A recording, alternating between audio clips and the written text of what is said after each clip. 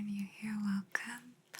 I am lulling Lisa, hoping to lull you into a state of relaxation, sleep, or just entertainment through ASMR.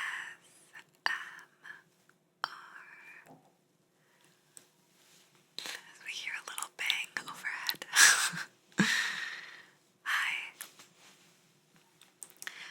Today's video is the first of its kind because I read a very strange fact online. I'm just pulling this up as I'm talking to you, but I read a very strange fact online, and someone made a comment about a phrase, and the phrase was "saved by the bell."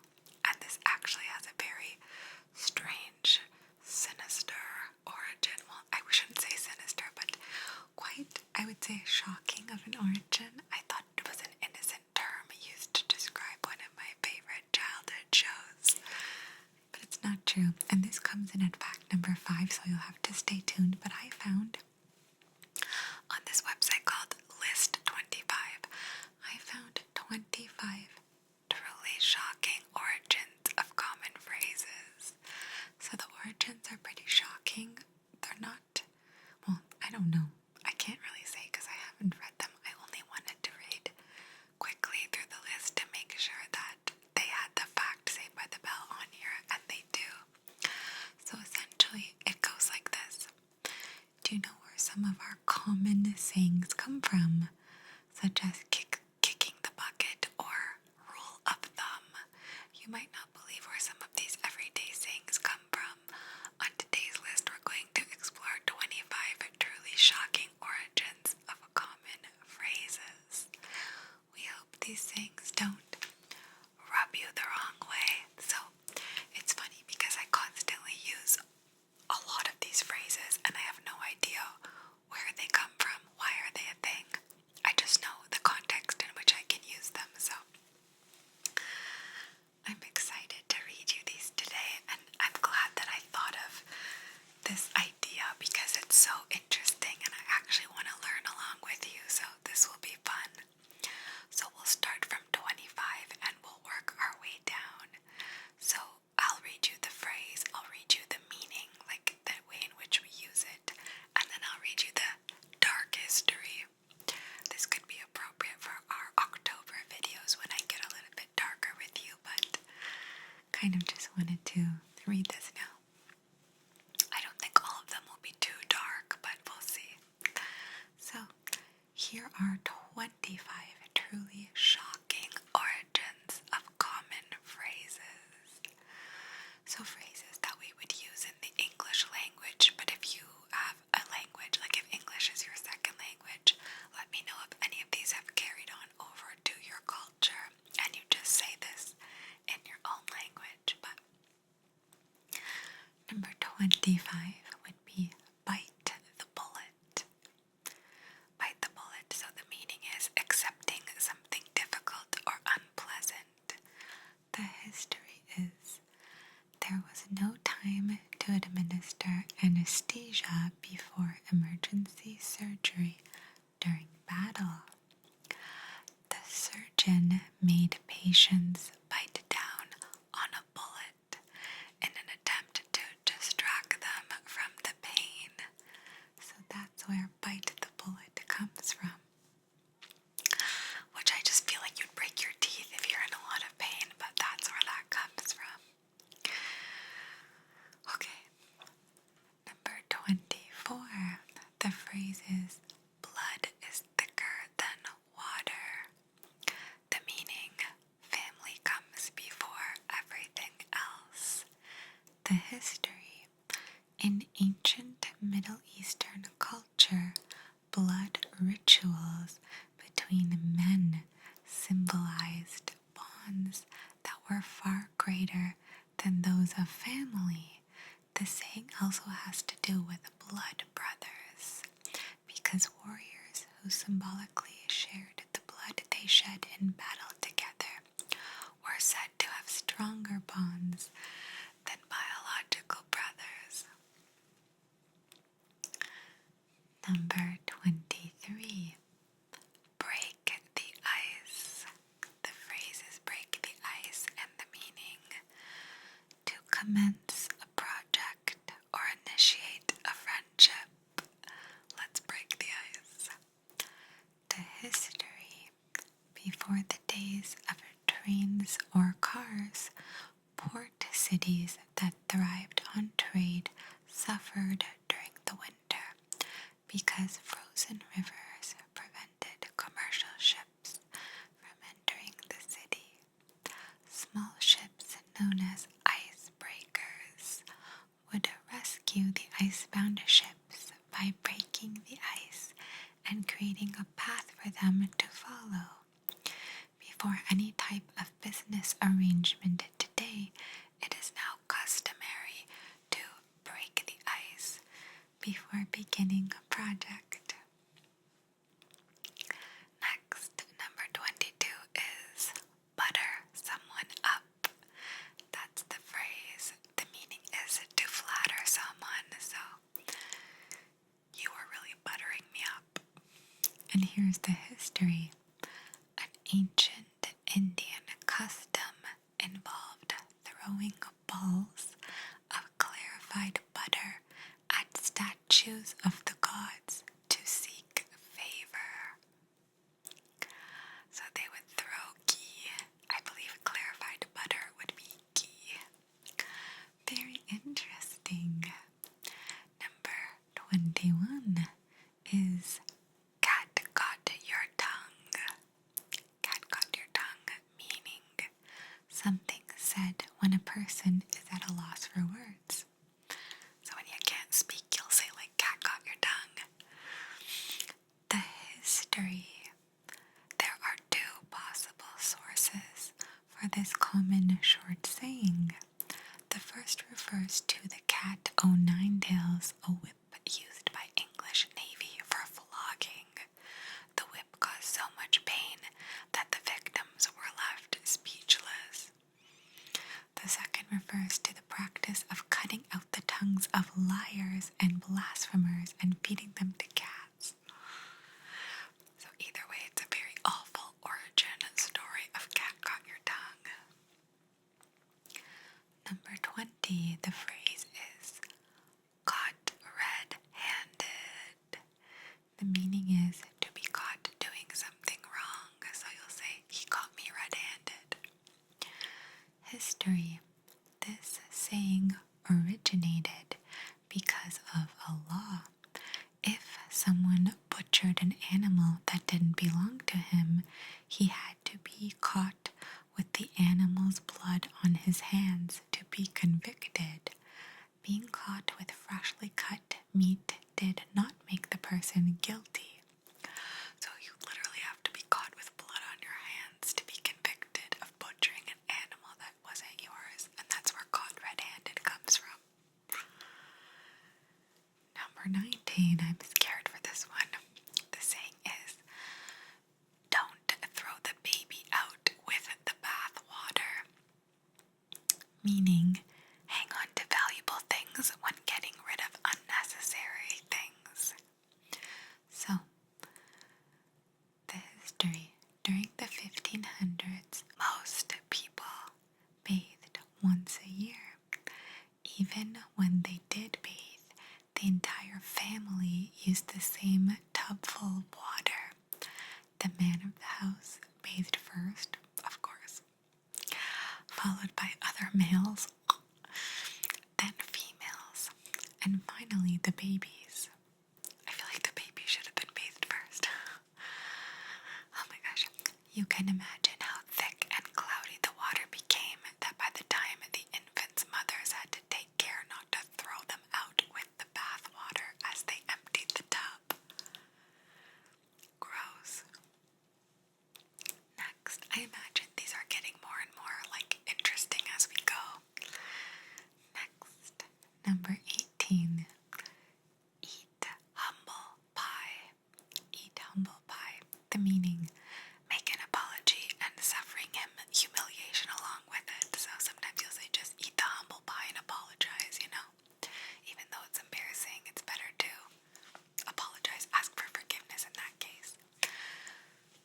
Here's the history. During the Middle Ages, the lord of a manor would hold a feast after hunting. He would receive the finest cut of meat at the feast, but those of a lower standing were served a pie filled with the entrails and innards, known as umbles.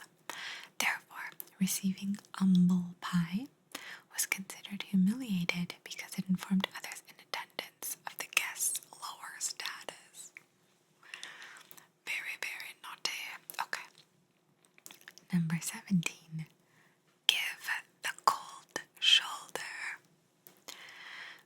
The meaning is a rude way of telling someone he isn't welcome or to ignore someone. So you can say, he was being awful with me, he was giving me the cold shoulder all night. Here's the history. Although giving someone the cold shoulder is considered rude today, it was actually regarded as a polite gesture in medieval England. After a feast, the host would let his guests know it was time to leave by giving them a cold piece of meat from the shoulder of beef, mutton, or pork. That's interesting. Interesting, okay. Number 16. Go cold turkey. Meaning to quit something abruptly, as in like if you're gonna quit smoking, you should quit cold turkey. Here's the history. People believed that during withdrawal, the skin of drug addicts became translucent, hard to the touch, and covered with goosebumps, like the skin of a plucked turkey. Interesting. Very similar tie-ins there, but yeah, interesting.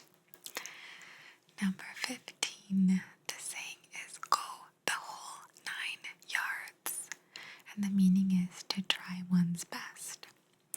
History. World War II fighter pilots received a 9-yard chain of ammunition. Therefore, when a pilot used all of his ammunition on one target, he gave it the whole 9 yards. Interesting. Next, the phrase, but it's just a word in this case, is jaywalker. And the meaning is one who crosses the street in a reckless or illegal manner. So you'll say he was jaywalking. History. Jaybirds that traveled outside of the forest into urban areas often became confused and unaware of the potential dangers in the city, like traffic. Amused by their erratic behavior, people began using the term jaywalker to describe someone who crossed the street irresponsibly. That's kind of sad. I suppose they're all a little bit sad in a weird way, but number 13, kick the bucket. And the meaning is to die. So he kicked the bucket, but that would be a very blunt way of saying it, I suppose. So, history. When a cow was killed at a slaughterhouse, a bucket was placed under it while it was positioned on a pulley. Sometimes the animal's legs would kick during the adjustment of the rope, and it would literally kick the bucket before being killed. Oh, I hate that one. That's the worst one so far. Kick the bucket. Depressing. Okay. Number 12. Let your hair down. So the expression let your hair down means to relax or be at ease. So sometimes people would say, let your hair down and relax. But I always found that funny because when I'm relaxing, I just put my hair up. So, history. Parisian nobles risked condemnation from their peers if they appeared in public without an elaborate hairdo. Some of the more intricate styles required hours of work, so of course it was a relaxing ritual for these aristocrats to come home at the end of a long day and let their hair down. That's interesting. Number 11. More than you can shake a stick at it. More than you can shake a stick at it. having more of something than you need. It's not such a common phrase with me, but the history of this is farmers controlled their sheep by shaking their staffs to indicate where the animal should go. When farmers had more sheep than they can control, it was said they had more than you can shake a stick at. Interesting. Number 10. No spring chicken. I'm kind of scared of these animal ones, but we'll see. So, no spring chicken is someone who's past his prime. So, for example, if I dated an older man, an older ex, which I had, I could say he's no spring chicken. Okay, so, history. New England chicken farmers generally sold chickens in the spring. So the chickens born in the springtime yielded better earnings than the chickens that survived the winter. Sometimes farmers tried to sell old birds for the price of a new spring chicken. Clever buyers complained that the fowl was no spring chicken, and the term came to represent anyone past their prime. That's almost me. No. Okay. Number 9. Pleased as punch. Pleased as punch. I don't know if we use that much either, but meaning to be very happy. History. A 17th century puppet show for children called Punch and Judy featured a puppet named Punch who always killed people. The act of killing brought him pleasure, so he felt pleased with himself afterwards. And there's a picture. I don't know if it applies, but that is quite naughty. A really sick, twisted 17th century puppet called Punch. 8. Rub the wrong way. I feel like I use this often. The meaning to irritate, bother, or annoy someone. So you can say, he rubbed me the wrong way. He bothered me. Meaning, in colonial America, servants were required to wet, rub, and dry rub the oak board floors each week. Doing it against the grain caused streaks to form, making the wood look awful and irritating the homeowner. Rub the wrong way. That is so annoying to be so picky. Okay, next. Rule of thumb. That is the meaning. Well, that is the saying. The meaning is a common, ubiquitous benchmark. So, for example, the rule of thumb here on this channel is that you relax. Anyway, the history is, legend has it that 17th century English judge St. Francis Buller ruled it was permissible for a husband to beat his wife with a stick, given that the stick was no wider than his thumb. I didn't know that's where it came from. The 17th century was a very messed up time. Rule of thumb. So he can beat his wife with a stick as long as it wasn't bigger than his thumb. That's really messed up. Number 6. Run amok. And the meaning is to go crazy. So he ran amok. So, history. This short saying comes from the Malaysian word amok, A-M-O-Q, which describes the behavior of tribesmen who, under the influence of opium, became wild, rampaging mobs that attacked anyone in their path. Interesting. Now we are at number 5, the saying that inspired me to make this whole video. I'll tell you why after. So, the saying is saved by the bell, and the meaning is rescued from an unwanted situation. So, I was saved by the bell.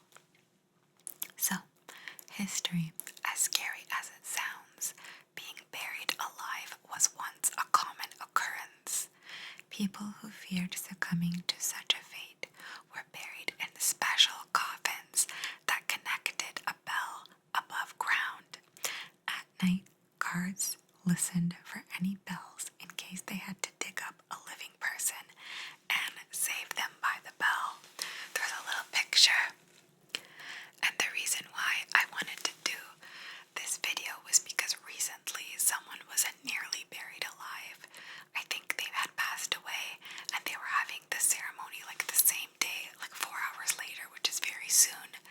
And the person was banging on the coffin and someone in the comments said they were saved by the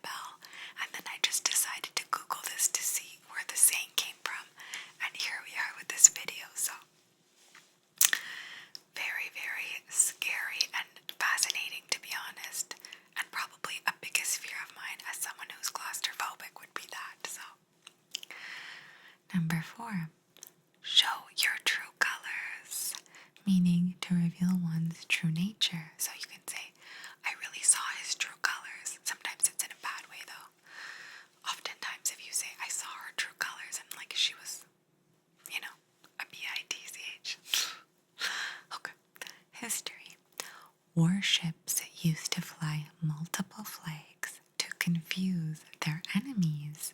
However, the rules of warfare stated that a ship had to hoist its true flag before firing and hence display its country's true colors.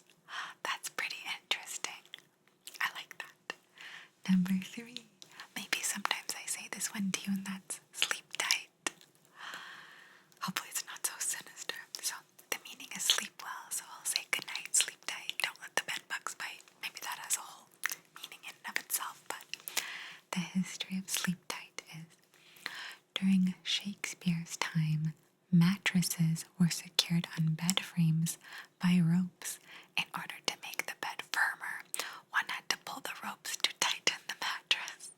Sleep tight. I do love a firm bed, so there you go. Not so sinister, thankfully.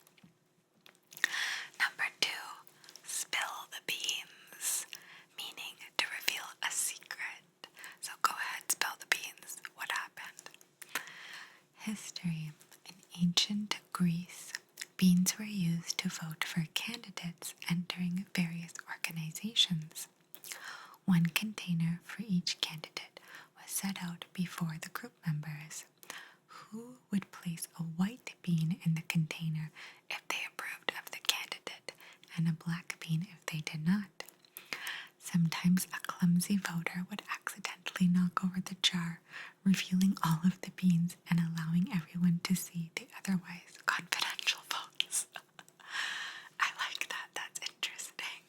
And finally, number 1, waking up on the wrong side of the bed, meaning waking up in a bad mood. So if you're grumpy in the morning, someone might say, whoa, did you wake up on the wrong side of the bed? The history is the left side of the body, or anything having to do with the left, was often associated with something sinister. To ward off evil, innkeepers made sure the left side of the bed was pushed against a wall, so guests had no other option but to get up on the right side of the bed. I heard it's actually better for you if you're going to sleep on your side to sleep on the left side. But yeah, that's very interesting. So those were 25 of the shocking origins of common phrases. Did you enjoy this?